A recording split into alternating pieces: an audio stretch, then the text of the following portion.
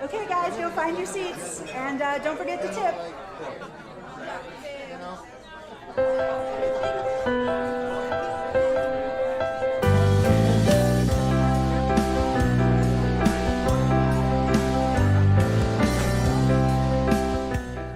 Hey! Hi, everybody! Hi! Hi! We're doing it. Doing it! Yay! Welcome to the GoGo Show. I'm Anna. Maar. Hello! Yay! So far, we've had relatively few technical issues, and I don't want to jinx it, but I am going to stay medium excited about it. Oh. How are you doing, Summer? I'm doing good. I'm good. I'm hearing an echo now, but I'm just gonna keep going. Yeah, keep going. Just rolling with it. It's pretty good. Roll with the punches, girl. Doing great. We needed a little bit of an issue, so maybe this will be our issue. Okay, cool. Yeah. Well, yeah, thank you so much for coming to the show, guys. This is going to be really great. We have such a fun lineup. Summer, do you want to tell everybody about our fun nomination? Oh, yes, everyone. Well, we are nominated for the Chicago Readers Best of Chicago for Best Virtual Salon. And you can go ahead and vote for us. And a couple our friends also have The Big Lebowski 2 is nominated for Best Virtual Play, which I was also in. But please vote for the GoGo Show up through it would be February 8th, I believe. You can vote up until then. So, and the link is on the website at thelincolnloft.com. Great. Right. Should we introduce our audience members? We should. Okay. Please welcome to the screen Marcus and Emily. Hi. Emily. Thank you so much for being here, guys. Thank you. Hey, yes, Emily is a long time friend of mine. Summer, how do you know Marcus? We met in an acting class. Oh. Yeah, I was his teacher and he was my student, and he is amazing. For people in all the world, and also came to, as Emily did, to the physical GoGo Show at the Lincoln Loft back when, in the before times, before, as I said, everything was virtual reality. So yes, I know Emily has saved my butt and run the bar for us many times, and I'm very grateful to you, Emily. So happy to have you guys here. Thank you. All right, so Summer, do you want to kick us off with some jokes? Yeah, sure. I'll go ahead and kick it off with some jokes. Hey, everybody. Guess what? I just turned 43. Give it up for me. Yes. Awesome. And I am a new dog walker, so we know things are going well in my life. So, when I was a kid, I sure did. So the other thing is I don't know shit about dogs. This is also true. So I find myself in this position. I had cats as an adult, prefer them actually. And as when I was growing up, my father, Ron Party Austin, who some of you are familiar with, he didn't trust animals. So we didn't have any pets growing up. I think we know, the fact was that he knew that dog food was going to cut into his beer money budget. So that's why we didn't have them. But he said it's because he didn't trust them. All right. So I'm on an app to meet these dogs. It's called Rover. Does anybody of you have it if you have dogs, right? Okay. Mm-hmm. So, and I don't know if you know this, but you have to meet the dogs before you walk them, right? Did you know this part? Okay. You have to meet the dogs, right? So so I recently had a meet and greet with a dog, and y'all, that dog would not stop humping me the entire time. Oh no. Would get off my leg the entire time of the meet and greet. Oh my gosh. So you know what that means? Still got it. You know what I'm saying? Still got it, ladies. It is hard out there for a bitch. You know what I'm saying? It is hard out there for a bitch.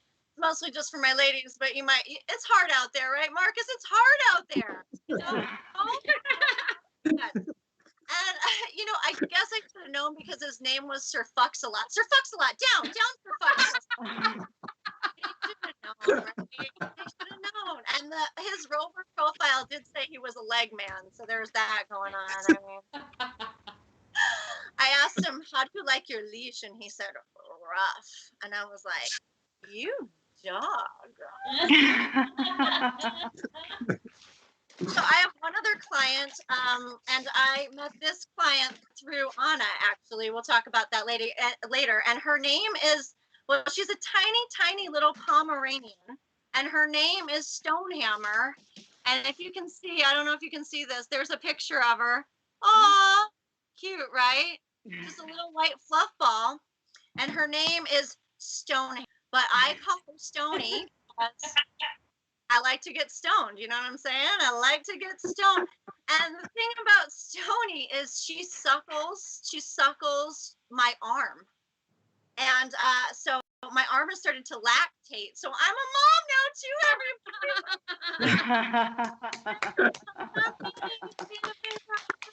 everybody. Her name, Stonehammer. It's like it makes me think something epically Greek, like one of those half human, half like, mythological creatures like a centaur or like a satyr or something like that. And it makes sense because she's got a human for a wet nurse. You know what I'm saying? It's me, but Anna too, because she suckles from both of us. So really it's like a reverse Romulus and Remus situation. I'll read a book if you don't get that one. Well, I'll just leave you with this. People say that, you can never know, maybe you've heard this. Some people say you can never know true love until you've had a child. Have you heard this? When they say that, then I just say, well, you'll never know true remorse until you've stomped a man to death with some steel-toed boots. Leave it at that and see what they say. But here, Stonehammer so who's winning at feelings now, motherfucker? Who's winning at feelings now? Anna, because we know Stonehammer. That's you.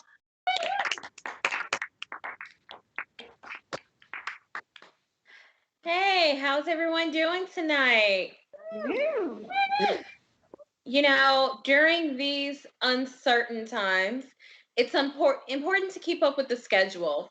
So every morning I like to wake up, take my dog for a walk, put on a fresh pair of pajamas after my shower, and right around 2:00 every afternoon, I cry. Sometimes I cry because I've been on the sofa watching the same show for the past 7 hours. And sometimes I cry because I'm in the middle of the supermarket buying coffee with nothing to do. But mostly I cry because I'm coming to terms with the fact that I am getting older. Getting older, it's not easy. One of the hardest parts about aging is dating. I am a single woman. And the thing is that men that are of an appropriate age for me to date tend to not realize when they have baggage. So a lot of men are just like, oh, if I don't have an ex-wife or kids, I have no baggage. And that's just simply not true. Because if you've made it to 35 or 45 or 52 with no baggage, you've lived a terrible life. But let's clarify what baggage can be. Maybe you're recovering from a bad business deal. Maybe you did 18 months in a Thai prison. I mean, at least I know you have a passport and you like to travel. The biggest one is when men of a certain age don't realize that health problems are baggage. Oh, yeah. Now, let me explain. Personally, if you don't occasionally sound like a bag of popcorn when you stretch, you're probably too young for me.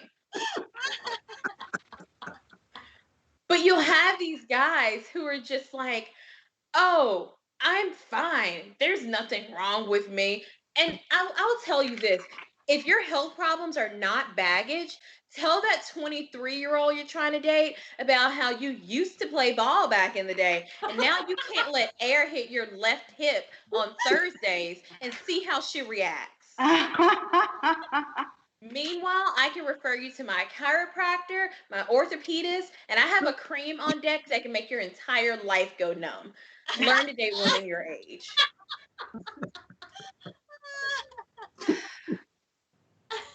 You know, I'm at an age where a lot of my friends are still trying to have children on purpose.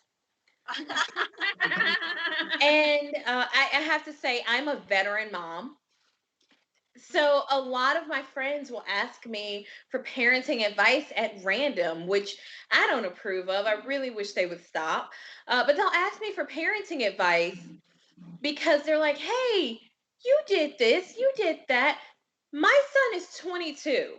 Okay. I haven't had to deal with this stuff for 2 decades. It's like, no, I am not your trusty source. But they always ask me for advice right before they're about to do something stupid. And I'm sorry to tell you, but no one who's under 35 has ever taken a toddler to a music festival.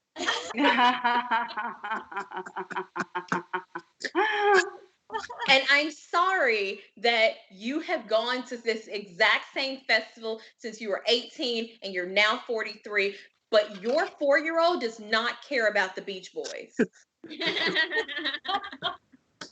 Time to get a sitter or miss it. You know, they asked me to watch their kids. Meanwhile, I put myself to sleep on my stomach. So we'll all just be surprised when he wakes up. The most important reason to not ask me for parenting advice, and I feel like I can be honest with you guys, is my son thought he was Mexican until he was 6. You know, he would always say, when are you going to let me go home to my real family? Which it just so happens there was a Mexican family next door. Meanwhile, my mom had to pull me to the side and say, you know, I don't think his wife can fight. It'll be fine. If you've never had to spend 2 years of your life convincing people that you weren't a kidnapper, yeah, you can't understand my pain. You know, as I said, my child is now 22 and I am so proud of him. He is a really good young man. He actually got married a year ago. Yeah, to a young Mexican girl. And even though they have been friends since high school, I can't help but wonder if this is just his way of trying to find his way back home to his real family. Guys, this has been amazing. Y'all have a nice night.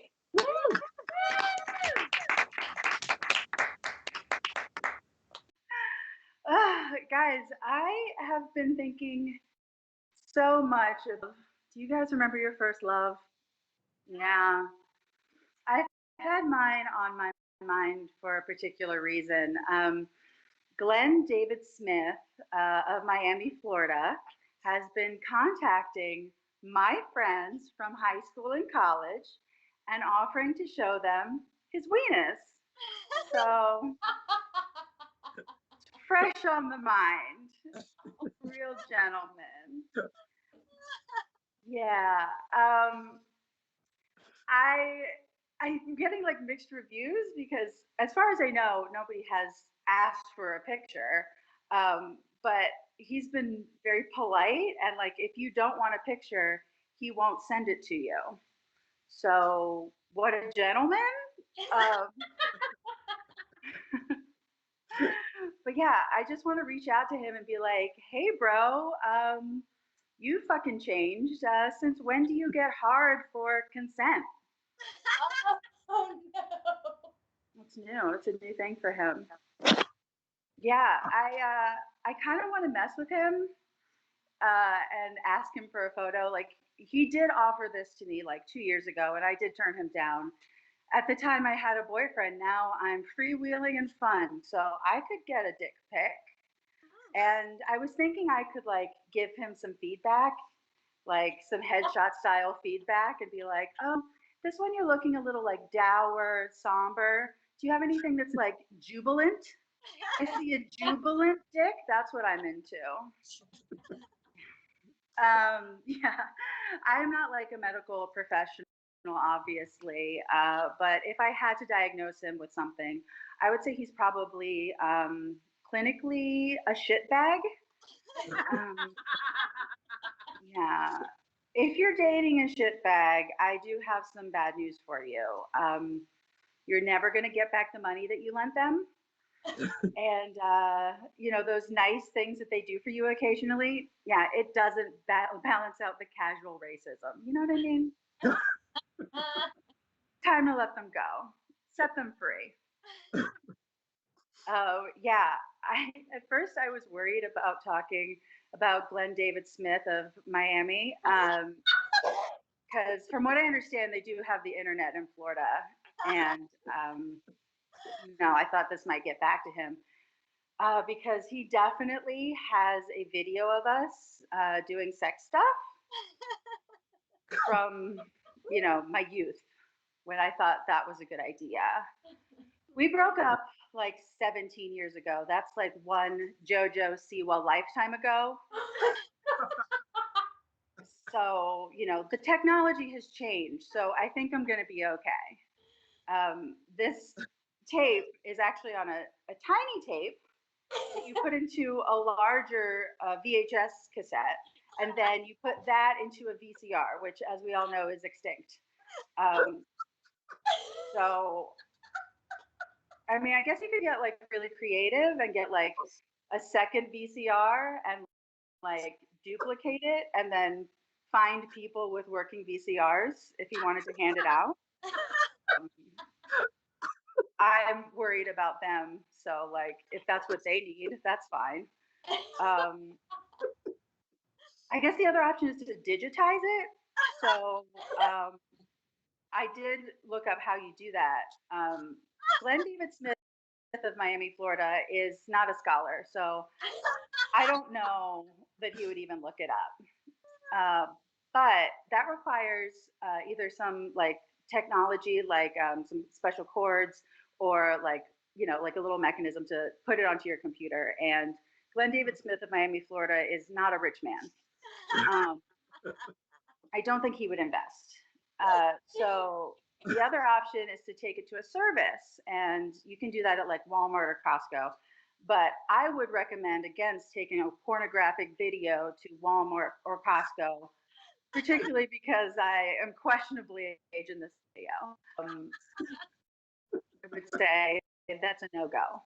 So what Glenn David Smith of Miami is going to have to do is fire, like what if those people with like, you know, like the storefront where it doesn't have like a real sign, it has like computer paper.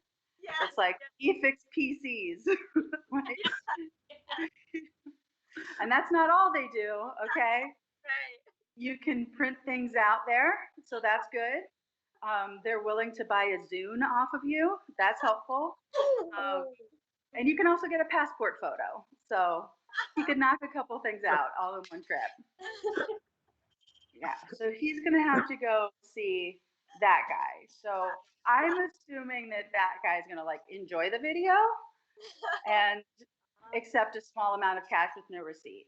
And if Glenn David Smith of Miami, Florida, is able to follow through on this for the first time in his life, just follow through on a task, I would be truly impressed. I wouldn't even be mad about it.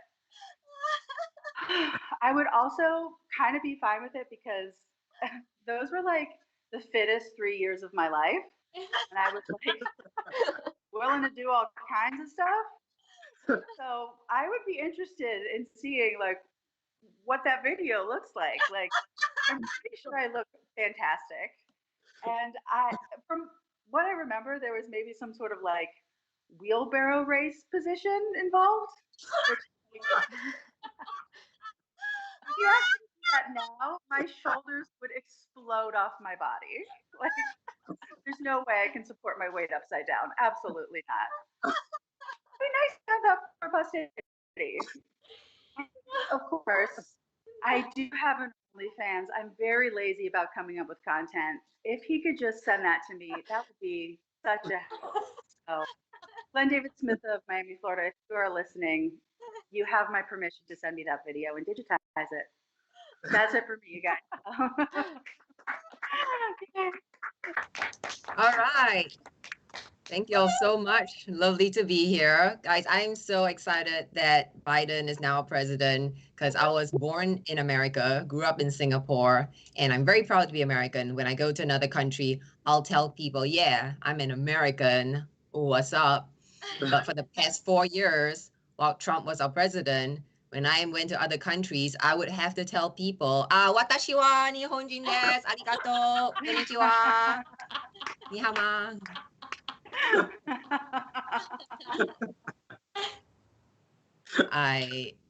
So this is the interesting thing about Singapore. We used to be part of Malaysia, our neighboring country, but back in the 60s, Malaysia kicked us out of the country and we had to fend for ourselves, right? So we're now separate countries, but Singapore's national language is still Malay. Our national anthem is still in Malay. We reserve our president election. It's just a figurehead. Our president could only be Malay.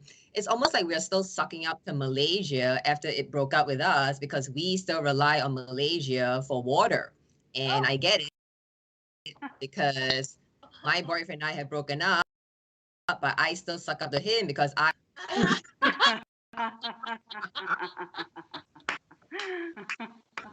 This is the arrangement between Malaysia and Singapore. Malaysia gives us raw water. We purify it because we have better technology. And then we give purified water back to Malaysia. Yeah, this is the world's first water laundering scheme.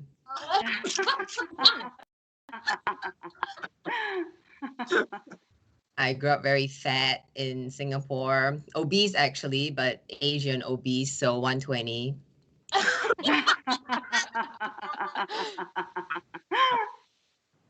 And in high school, to help me lose weight, my teachers put me in the Fit and Trim Club.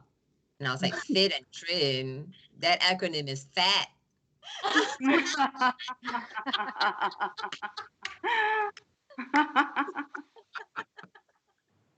Then I came to America for college. I went to the Midwest, and this is why I often get, oh, you're from Singapore? What part of China is that? So I got that a lot until the movie Crazy Rich Asians came out, which is a movie filmed in Singapore, for those who don't know it. And now if I meet some dumb Midwesterner, they're like, oh, you're from Singapore? I know Singapore. I saw Crazy Rich Asians.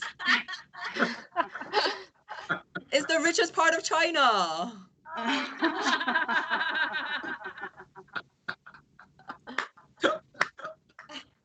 And I joined a sorority, and there was once this sorority girl came up to me. She's like, I love your skirt. Where's it from? And I say, thank you. It's from Singapore. She goes, Singapore? I don't know that store.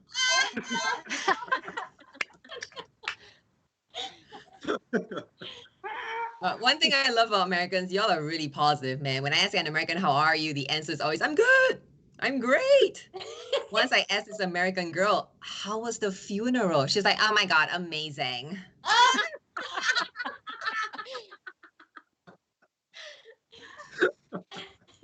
So I grew up Catholic, and the Catholic Church expects us to do this thing called tithing. We're supposed to donate 10% of your income to the church. And when I first started working, I was a lawyer, and I made $10,000 every month. So I was like, what? I have to donate $1,000 every month to God? No way, Jose. Or rather, no way, Jesus. I was like, what's God gonna do if I don't give him money, huh? Turn me into a comedian? When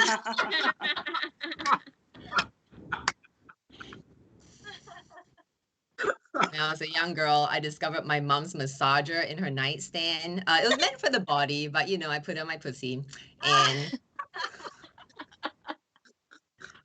in that moment, my mind was blown, but I was so young. I was 10 at the time. I thought I had discovered the orgasm. But I'm Chinese, so my next thought was, wow, I need to monetize this. So I go to school the next day, and I went to an all-girl Catholic high school. Anyone else here? A slut? Anna, yeah, great. So I go to school, I'm introducing this vibrator to all my girlfriends. I'm telling them, all right, free trial, but after that, 10 cents per pop.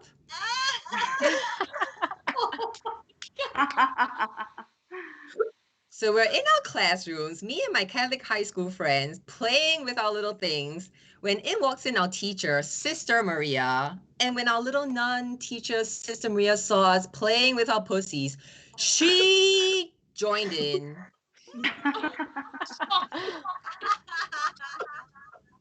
And then she gave me 10 cents. But I'm a good Catholic girl, so I gave her 1 cent back.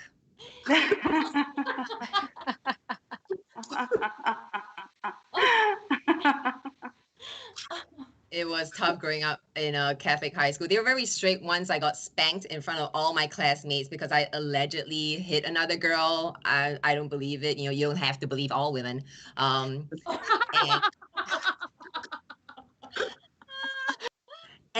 and so I got spanked, and that's traumatized me to this day, such that now, if it thank me, I'm like, she hit me first. That's my theory for women who like to get spanked in the bedroom. You all did not get spanked as a young girl. So my girlfriend, she was looking for people who are white or white identifying to join her anti-racism book club. And I was like, whoa, I can just identify myself as white. Oh. So the next time I heard my guy telling his guy friend that he had an Asian girlfriend, I was like, excuse me? But I identify myself as white wife.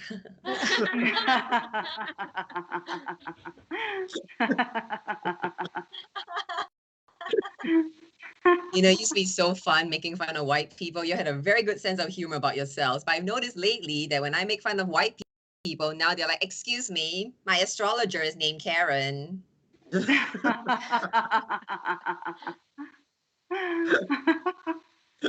I was going through this depression during COVID, and it got so bad that I was having suicidal thoughts, which was really worrying until I realized, oh, this medication. So that was a relief until I realized the medication was Tylenol. Oh, no.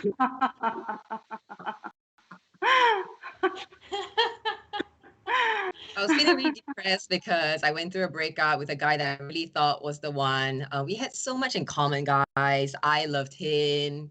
He loved him.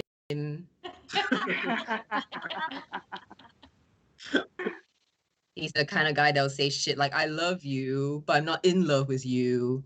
I'm like, hey, stop with this bullshit line. It doesn't make any freaking sense. I love you, but I'm not in love with you. That's like a soap commercial saying, I will clean you, but you won't be clean. But I liked him so much because he did this thing called intermittent reinforcement, sometimes nice, sometimes not nice to me. And that hot cold thing gets very addictive, like a jackpot. And this is psychologically proven. So I became very hooked on him because of the intermittent reinforcement. I finally broke free from my addiction because he became consistently an asshole.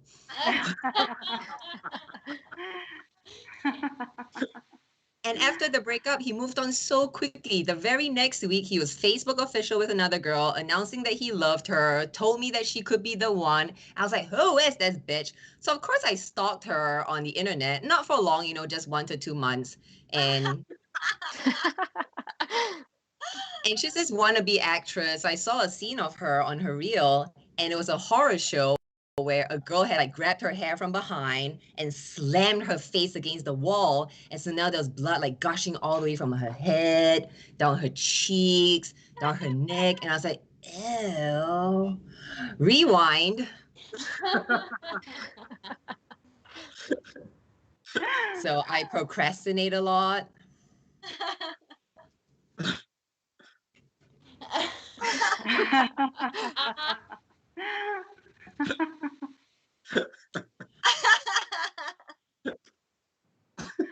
I'm just really like, so I think I supposed to get the light by now. I haven't. Summer, have you given me the light yet? I just gave it to you. Sorry. You did? Okay, good. So I just hadn't seen it. Great. I'm glad I checked. All right. So I tend to be I'm this very hardworking, like ambitious kind of girl, which works great when it comes to my career. But unfortunately, it doesn't work very well when it comes to dating. So for example, I worked very hard and I graduated from a top law school, cum laude. But no matter how hard I work, I can't get a guy to make me cum laude.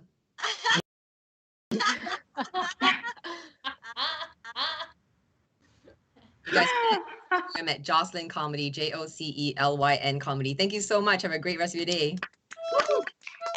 Thank you so much, Jocelyn.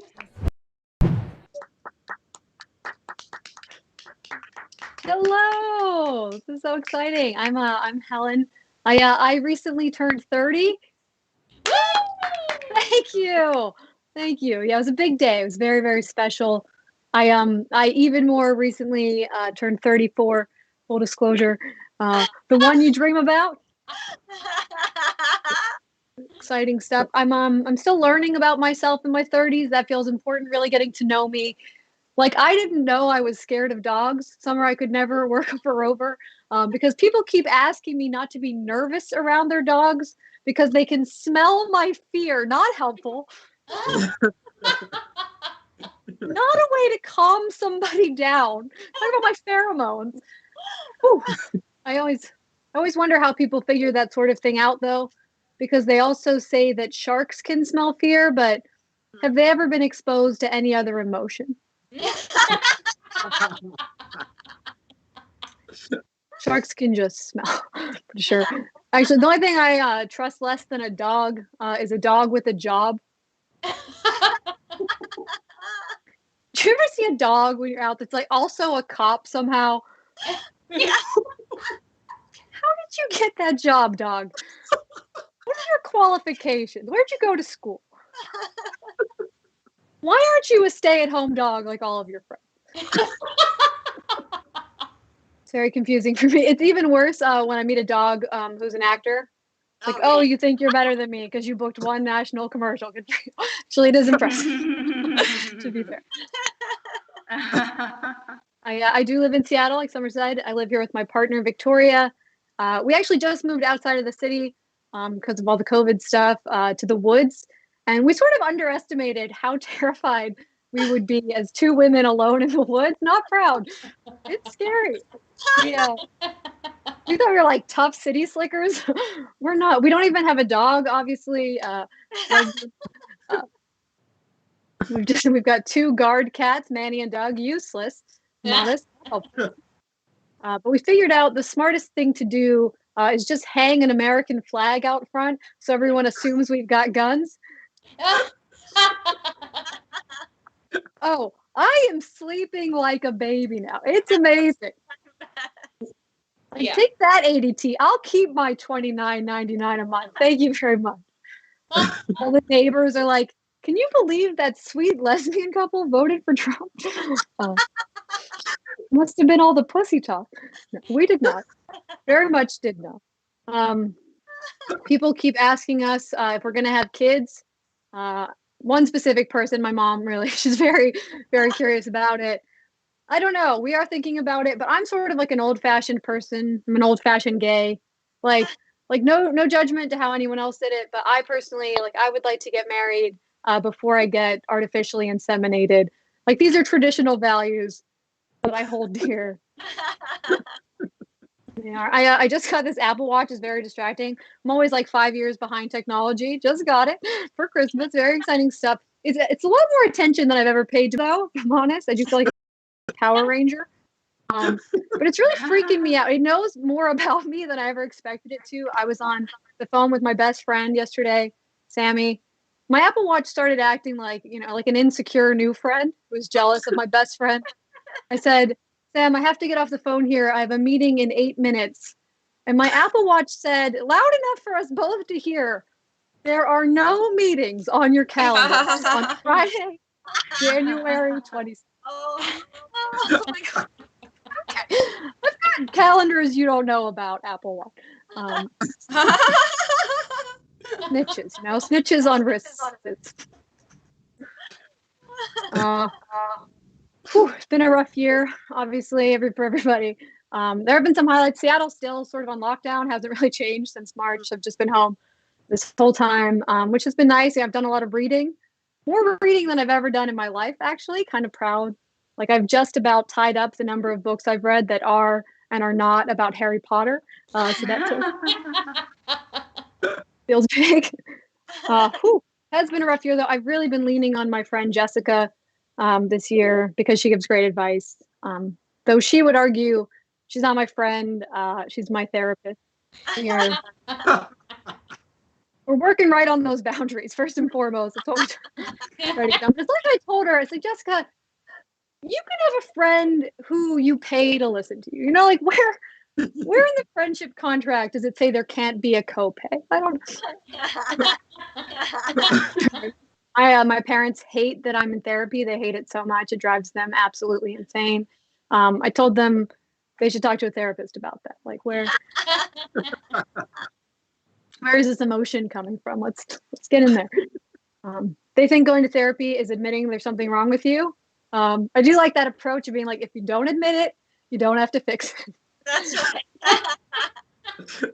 One way to go. They said all their friends hate therapy too. They're like, look, it's just our generation. We don't like it. Which I think is surprising because if you listen to the music from the 60s that they grew up listening to, a lot of cries for help I'm hearing. Like, I love the Beatles, but oh, darling, if you leave me, I swear I'll break down and die. Are you okay, Paul? Like, that's a lot to put on a person. Just checking in. It's not really a healthy thing. The Beach Boys do it too, and God only knows. If you ever leave me, life would go on, believe me. But what good would living do? Oh, God. Again, there's something in you worth living for. And, you know, for $150 an hour, we can get to the bottom of whatever. I feel like every 60s compilation album should just be called A Declaration of Codependence. I feel. I have been really thinking about the future a lot in therapy. I've been thinking about marriage and all sorts of things. I don't know, my partner Victoria has actually already been gay married and gay divorced. Bit of a trailblazer. She'll be second. Get some credit where credit is due. You know, it's weird though because she doesn't break any rules. Like, she won't jaywalk. And she was like, it's not legal, but let's just go ahead and lock this down. Didn't work out. People always ask if I'm nervous about being a second wife. I actually feel like more confident than ever because I want this to work out, but like she needs it to, you know. A bit of an upper hand situation now. Feels good. It does feel good. In a traditional lesbian tale as old as time, she is best friends with her ex-wife. That's hard to be honest. They are best friends. They have the dream relationship you'd want if your parents were divorced. They have that, but without the burden of children. Like, what are we doing? It's really hard for me. Her ex-wife Jen just sent us a housewarming gift. Really nice. She sent us this beautiful antique quilt, and never was our house warmer than when I lit it on fire in protest.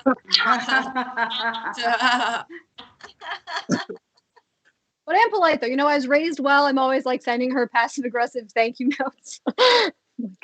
like, dear Jen, thank you so much for the housewarming present. I was thrilled to hear you have our new address.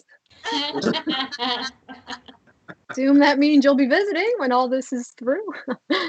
Thank you for always being there year after year. It's a lot. We've been watching a lot of telly though, obviously. There's nothing else to do. I'm getting a little bit hooked on TV. Really been into like historical fiction. Like, I've been really into The Crown. Any Crownies in the house? You guys watch The Crown? Yes. It's blowing my mind. You know how your whole life Queen Elizabeth has somehow been a 91-year-old woman the whole time. Per Netflix, per The Crown, she was once just a smoking hot 25-year-old. Per the actress who portrays her, I mean, it's incredible. Like, she's been queen since 1953. She has seen some shit, y'all. Yeah. Like, when she became queen, Winston Churchill had just been reelected prime minister. Guys, Winston Churchill from history class. From World War II, same queen. We have going. It's unbelievable. No spoilers for any future crownies. I know you're all going to throw it on after this. But season 2, she does bump into the Kennedys. JFK and Jackie O. Guys, JFK, from before man had walked on the moon. That's all I can think about. Oh, she's taking meetings with an up-and-coming scientist at the time. There's Albert Einstein. Oh my gosh. There's Albert Einstein, from dead for decades. We have now. That's what I know him from. From being dead for a long time. All right, you guys are wonderful. I'm Helen Wildy. Thank you for having me. Thank you, Helen.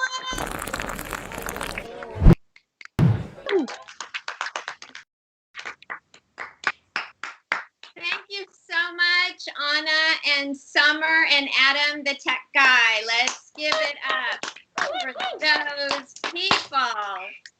Yay. I have no idea how I got here. This is very high production value. And yes, audience, I'm encouraging you to donate to the Lincoln Loft Venmo. Cough it up. Come on. You laugh once, you're clicking that Venmo over right now. So I have do we know how big our audience is? How many people are streaming right now? I think. Did you say 50,000? What was that, Summer? We had about 50 last time, so it's probably right around that ballpark. Yay! Because I'm getting ready for the big time. I know online comedy is just going to launch us into the stratosphere. I appreciate the practice. I appreciate having audience proxy, Marcus and Emily. Thanks for being here. Thanks for not looking at your email. Nice of you. You know, sorry, I'm so sorry. There's just a technical thing. Adam, are you able to handle that audio thing at all? Okay. Oh, okay. It's me and me. That's okay. That's okay. We're so on it here. I started writing on the walls of my bathroom so that when I perform comedy, I know I'm in the right place. I put a bunch of graffiti in my bathroom because I comedy at home now. And I never clean my toilet. Never. And that's how I know I'm a comedian. Seriously. Oh, so I love the circles. I'm not in one, but let me tell you, after this show, Marcus and Emily, you know where they're going? Munchkin Land. They're just like, and they're just gonna plop right down, and those munchkins are gonna be a little surprised, but I think maybe that's my guess. Okay. Guessing that most of us are relieved about the regime. I'm sorry, administration. And this past week, but I'm already starting to wonder if I can trust Joe Biden, and I'm just a little concerned. I'm gonna tell you why. The day before inauguration, sorry, one moment. The day before inauguration, Joe Biden gave a speech in Wilmington, Delaware, saying goodbye, and he was crying about leaving Delaware.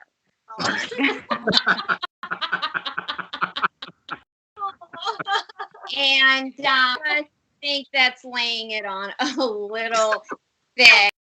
I am not buying that anyone cries tears of sadness at the opportunity to move out of Delaware. It could be. This is a state that peaked in 1789. Nothing's going on in Delaware, people. It's like a frontage road at the edge of the continent. It's the geographical equivalent of a strip mall. Nothing. All that's going on in Delaware is chemical manufacturing and corporate bankruptcy. No one is getting a job offer outside of Delaware and saying, you know, I'm going to miss the smell of benzene. I don't know that I can take this offer. I don't know that I can leave. The Revolutionary War, that period, that was Delaware's high school quarterback years. Okay? That's when something was going on. That's when Delaware was important.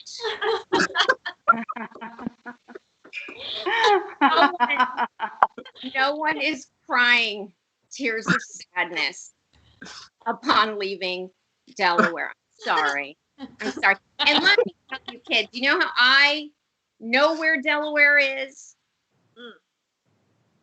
Because I can find it in my atlas. Do you kids know what an atlas is? It's a book. It's a physical. It's not digital. It's a physical, you know, like your parents have on the shelf. No, it's not in the Kindle. I'm not talking about the Kindle, kids. Shut up. And it has maps on paper that don't talk to you.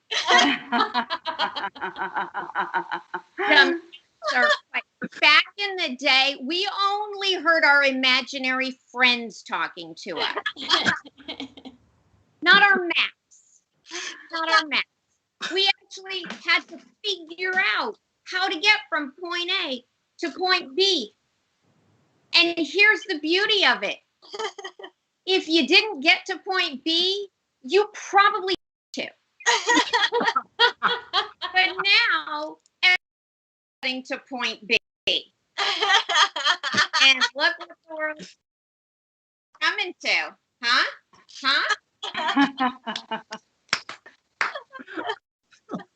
So, yeah, I'm very, as you could tell, I'm Gen X. I'm just aggravated by this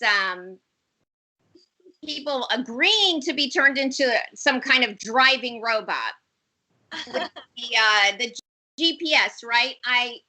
I'm not completely proud of this. Before Pandy Steamy Date, I date younger men, as the intro suggested. And I grabbed the guy. He's taking me home. I grabbed the guy's phone. He wouldn't listen to my directions to my house. Oh no! Over that bitch in his phone in the GPS app, who was telling him to go the long way.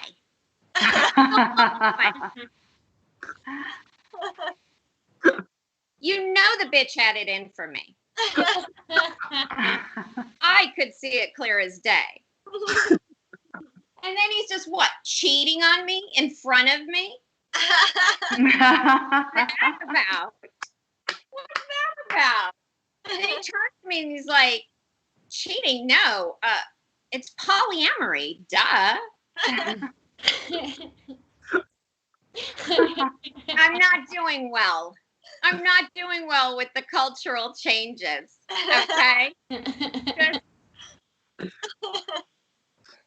to illustrate, so as I'm getting older, I'm still very fertile. I know men in the audience were wondering. But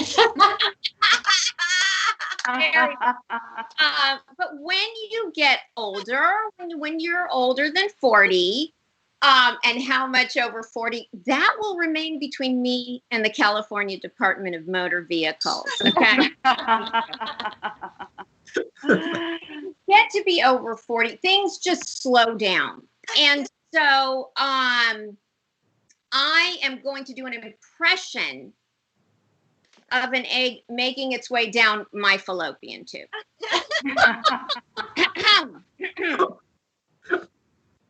Oh, I'm coming. The rush.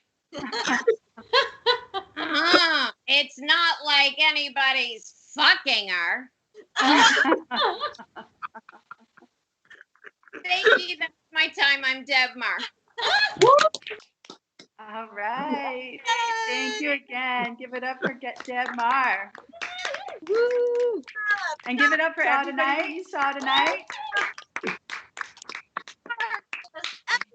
Helen, give it up for Adam. Thank you, Adam.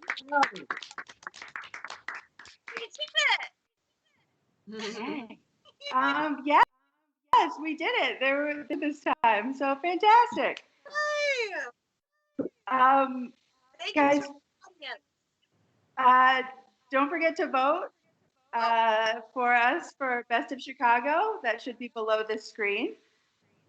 And thank you again to Marcus and Emily. You guys were so lovely for hanging out with us tonight. Thank you. Thank you, Marcus and Emily. Such great laughers. All right. Appers. All right. I think that's it, guys. Thank you. We'll see you next month.